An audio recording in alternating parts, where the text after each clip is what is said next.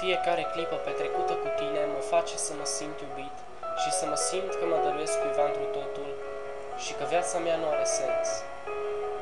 Să te iubesc, să te simt, să fii lângă mine, să ne ținem în brațe, să ne iubim pentru totdeauna.